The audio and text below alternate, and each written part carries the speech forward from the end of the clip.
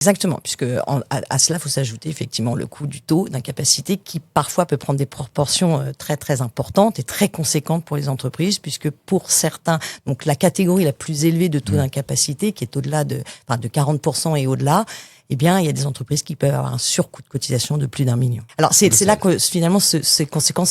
sont très à long terme, puisque au moment où vous avez un arrêt de travail, imaginons un salarié qui est arrêté au 1er janvier 2025 pour un accident du travail, son arrêt dure jusqu'au mois de juin. Donc, on est à plus de 150 jours. Eh bien, pour 2025, l'entreprise va pas payer sa cotisation pour l'année 2025, puisque son accident a eu lieu en 2025, le forfait va être imputé sur son compte employeur, le compte de l'employeur de 2025, mais va rentrer pour la première fois dans le calcul du taux 2027, et aussi dans 2028 et 2029. Imaginons que ce même salarié obtienne une incapacité permanente partielle de 19% en 2026. Eh bien, ce taux d'incapacité va avoir un impact pour le calcul du taux de cotisation de l'employeur pour 2028, 2029, 2030. Donc, en fait, entre le moment où le salarié est arrêté, alors même si l'entreprise va supporter l'absence, les compléments de salaire, tout ça,